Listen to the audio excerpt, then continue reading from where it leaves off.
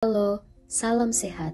Selamat datang di ruangan Irina C1 Rumah Sakit Umum Pusat Profesor Dr. RD Kando Manado. Perkenalkan, saya Nurse Fitri Saanun, perawat ruangan Irina C1 Rumah Sakit Umum Pusat Profesor Dr. RD Kando Manado. Saya akan menjelaskan tentang edukasi orientasi pasien baru di ruangan Irina C1. Berikut visi dan misi Rumah Sakit Umum Pusat Profesor Dr. RD Kando Manado. Visi menjadi rumah sakit pendidikan dengan layanan bermutu dan berkeadilan, didukung sumber daya manusia yang produktif serta tata kelola keuangan yang handal. Misi 1. Meningkatkan pelayanan kesehatan melalui pengembangan layanan unggulan dengan didukung sarana prasarana yang terkini. 2. Menciptakan sumber daya manusia yang produktif, profesional dan berintegritas melalui pendidikan, pelatihan dan penelitian. 3. Memantapkan tata kelola keuangan yang terintegrasi, transparan, independen, dan akuntabel menggunakan teknologi informasi terkini. Selanjutnya, profil ruangan Irina C1, hak dan kewajiban pasien, jam berkunjung, gelang identitas pasien, 6 langkah cuci tangan, pencegahan risiko jatuh, pemilahan sampah infeksius dan non-infeksius, jalur evakuasi, serta tata tertib ruangan Irina C1. Profil ruangan Irina C1. Ruangan Irina C1 merupakan ruang rawat inap penyakit dalam, memiliki 1 nurse station dan 9 kamar perawatan pasien. 9 kamar perawatan pasien terdiri dari kelas 1, kamar nomor 99, fasilitas 2 tempat tidur pasien, 2 kursi, 2 lemari kecil, 2 lemari besar, AC, kulkas, dan kamar mandi dalam. Kelas 2, kamar nomor 104 dan 107, fasilitas 2 tempat tidur pasien, 2 kursi, 2 lemari kecil, dan kamar mandi dalam. Kelas 3, kamar nomor 101, 102, 103, 105, dan 106, fasilitas 4 tempat tidur pasien, 4 kursi, 4 lemari kecil, dan kamar mandi luar. Kelas 3, kamar nomor 100, fasilitas 5 tempat tidur pasien, 5 kursi, 5 lemari kecil, dan kamar mandi dalam. Hak dan kewajiban pasien. Jam berkunjung pasien. Rumah Sakit Umum Pusat Profesor Dr. RD Kando Manado memberlakukan jam berkunjung pasien yaitu pada siang hari pukul 11.00 sampai 13.00 atau jam 11 siang sampai jam 1 siang dan pada sore hari pukul 17.00 sampai 19.00 atau jam 5 sore sampai jam 7 malam. Dengan pengunjung dibatasi 3 orang dan mematuhi protokol kesehatan yaitu menggunakan masker, mencuci tangan, dan menjaga jarak. Gelang identitas pasien. Tujuan pemberian identitas pada pasien untuk menjamin ketepatan atau akurasi pasien selama perawatan.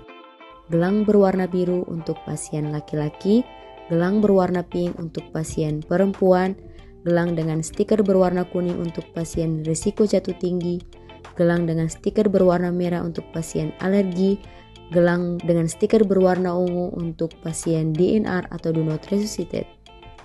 Gelang identitas pasien dipakai selama pasien dirawat dan selama prosedur invasif berlangsung. Gelang identitas pasien hanya boleh dilepas saat pasien pulang meninggalkan rumah sakit. Ayo budayakan hidup bersih dengan mencuci tangan yang baik dan benar. Untuk mencuci tangan, kita dapat menggunakan sabun dan air mengalir selama 40-60 detik dan kita dapat menggunakan hand rub atau hand sanitizer selama 20-30 detik. Berikut 6 langkah mencuci tangan yang baik dan benar. Langkah pertama, gosokkan kedua telapak tangan.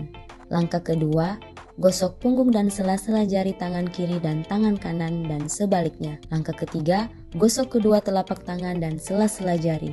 Langkah keempat, jari-jari sisi dalam dari kedua tangan saling mengunci. Langkah kelima, gosok ibu jari kiri berputar dalam genggaman tangan kanan dan lakukan sebaliknya. Langkah keenam, gosokkan dengan memutar ujung jari-jari tangan kanan di telapak tangan kiri dan sebaliknya. Pencegahan risiko jatuh. Pasien berisiko jatuh yang disebabkan oleh faktor lingkungan atau faktor fisiologi yang dapat menyebabkan cedera. Faktor fisiologi seperti adanya riwayat jatuh dalam 3 bulan terakhir, lansia dan anak-anak, riwayat penyakit seperti stroke, penyakit kronis, gangguan keseimbangan, dan gangguan kognitif. Faktor lingkungan, ruangan yang kotor dan berantakan, lantai ruangan pasien dan kamar mandi yang licin, dan kurangnya pencahayaan. Cara mencegah jatuh. Yang pertama, berusaha menghindari ruangan yang kacau dan kotor. Yang kedua, memasang petunjuk pencegahan jatuh di dekat tempat tidur pasien. Yang ketiga, mendekatkan bel dan tempat tidur pasien. Keempat, mengatur posisi tempat tidur rendah. Kelima, memasang pengaman tempat tidur serta roda tempat tidur dalam keadaan terkunci. Keenam, menyalakan lampu agar penerangan cukup pada malam hari. Ketujuh, selalu menjaga agar lantai ruangan dan lantai kamar mandi tetap kering. Pemilahan sampah infeksius dan non-infeksius. Sampah infeksius, sampah yang terkontaminasi dengan cairan tubuh pasien. Sampah yang bersifat medis padat dimasukkan ke dalam tempat sampah kantong berwarna kuning. Sampah non-infeksius, yaitu sampah yang tidak terkontaminasi dengan cairan tubuh pasien.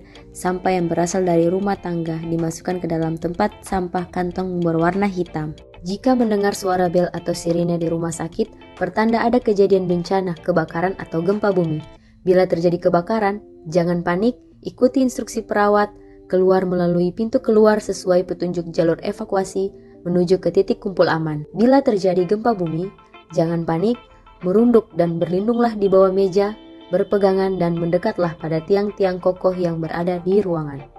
Tata tertib ruangan Irina C1. Penjaga pasien cukup 1 orang per pasien. Anak di bawah umur 13 tahun dilarang masuk ruangan. Penjaga pasien dilarang makan atau minum di dalam ruangan perawatan.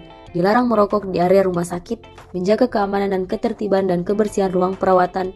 Penjaga pasien atau pengunjung dilarang membawa senjata, benda tajam, minuman keras, dan dilarang menggunakan obat-obatan terlarang. Tidak mencuci atau menjemur pakaian pada area rumah sakit. Penjaga pasien tidak duduk atau tidak tidur di tempat tidur pasien. Dilarang membawa barang elektronik berlebihan. Penjaga pasien harus mempunyai kartu penjaga pasien. Sekian.